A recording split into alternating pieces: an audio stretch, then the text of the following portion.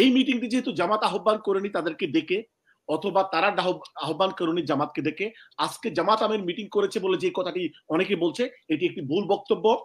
এই ব্যাপারে আমি আর যতটুকু বলেছি এই ব্যাপারে আমি মনে করি যথেষ্ট। জামাত আমির কোনো মিটিং করেনি। ছাত্র শিবিরের নেতার পরিচয়টি জানতেন কিনা? অন্যতম প্রধান সমন্বয়ক হচ্ছে বাকের।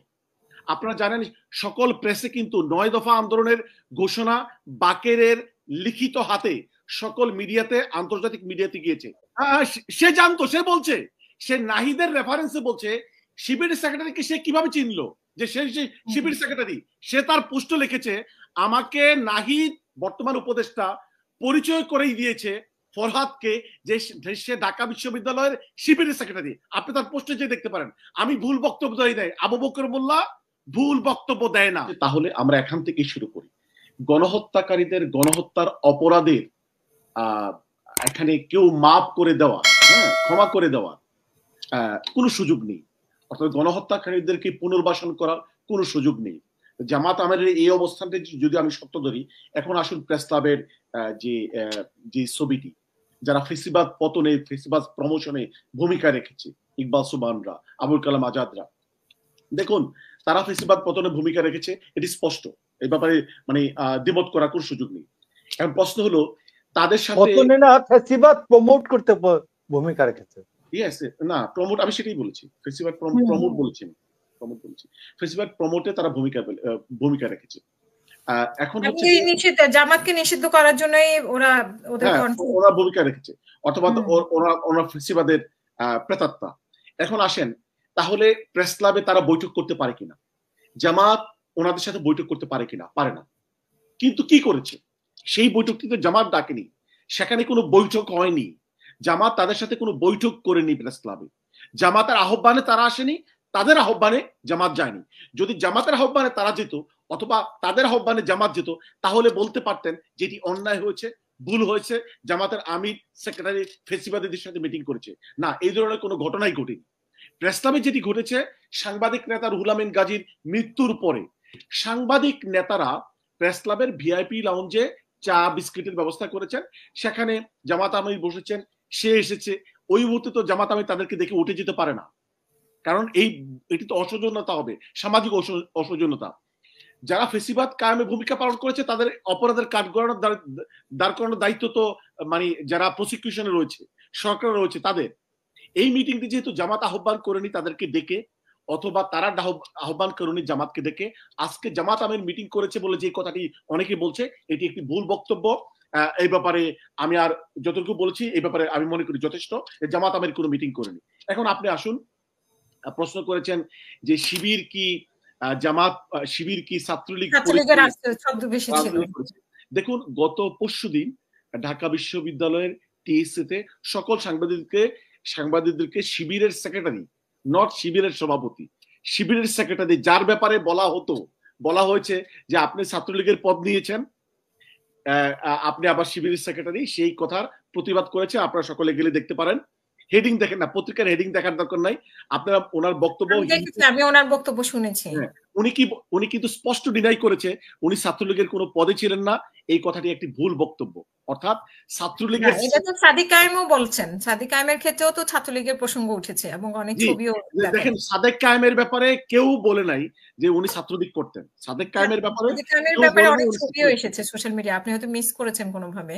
না, উনি ছাত্রলীগ করতেন এই ধরনের কোনো কথা কেউ বলে নাই যে সাদিক কায়েম ছাত্রলীগ করতেন। যে অভিযুক্ত এসেছে শিবিরের সেক্রেটারির বিরুদ্ধে অভিযোগ এসেছে যে উনি ছাত্রলীগের মানে পদে ছিলেন। তো উনি কিন্তু তার এই বক্তব্যের প্রতিবাদ করেছে যে ছাত্রলীগের কোনো পদে আমি ছিলাম না। একই নামে দুই ব্যক্তি, একজন ছাত্রলীগের জসিমউদ্দিন হলের ভাইস প্রেসিডেন্ট, আরেকজন মানে শিবিরের সেক্রেটারি, দুইজনকে এক ব্যক্তি হিসাবে মিডিয়াতে মানে প্রচার করা হচ্ছে।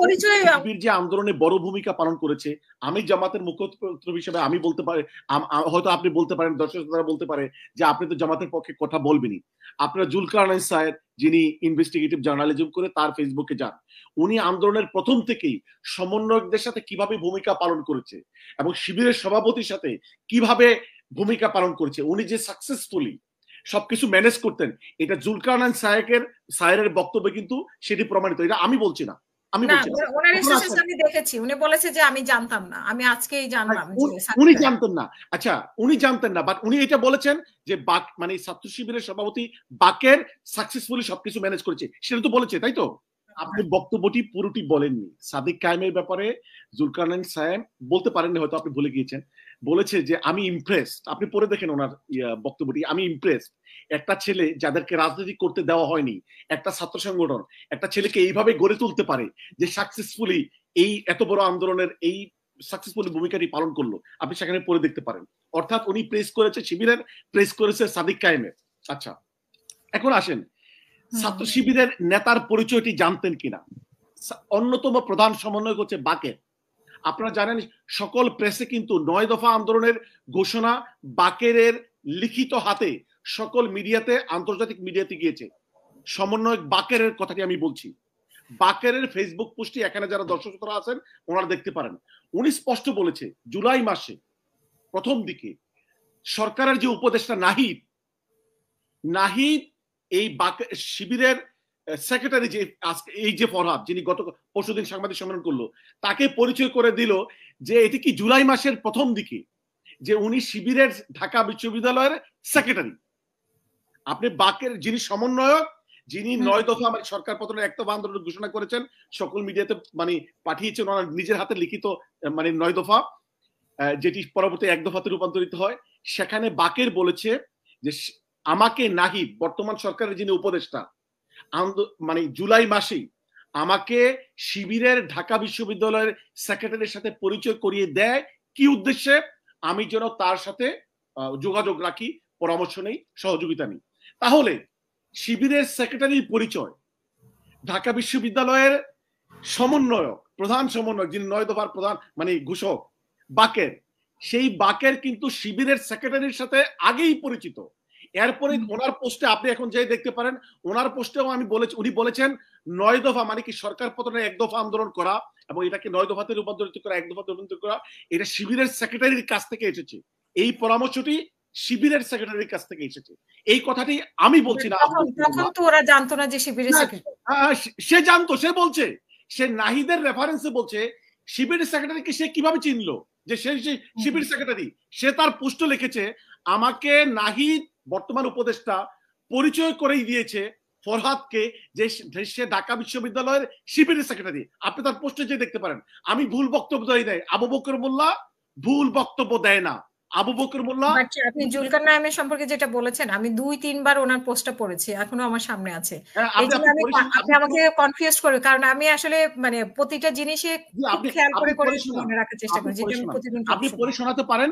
উনি ওনার তবে বাকেরটা আমি মিস করেছি, কিন্তু আমি সবগুলোই জুলকারনাইন সায়ের এই মানে শিবিরের সভাপতি এবং শিবিরের প্রশংসা করেছে। আপনি দেখেন, পড়েন ওনার পোস্ট, পড়েন আপনি যদি আপনারা যদি বেশি টাইম দিতে চান, সেখানে সে প্রশংসা করেছে। হ্যাঁ, সেইটা বলে না যে আমি আপনি রাইট, আগে যখন ওনার মানে কিন্তু না, তার আগ পর্যন্ত উনি অবাক হয়েছেন যে পরিচয় কেন গোপন রাখলো। উনি কিন্তু এইভাবে মিন করেছেন এটা। দেখুন, সে কিন্তু বলেছে তার বক্তব্যের যে মূল বক্তব্য সারাংশ, যে সে ইমপ্রেসড হয়েছে মানে সাদিক কায়েমের পারফরম্যান্স। হ্যাঁ, সে ইমপ্রেসড হয়েছে একটা ছাত্র সংগঠন মানে পরিচয় গোপন করেও অথবা ঢাকা বিশ্ববিদ্যালয়ের প্রকাশ্য তৎপরতা না থাকলেও একটা ছাত্রকে এইভাবে তৈরি করতে পারে, যে এইভাবে সাকসেসফুলি কাজ করতে পারে, সে ইমপ্রেসড হয়েছে। আপনি দেখেন তার পোস্টে।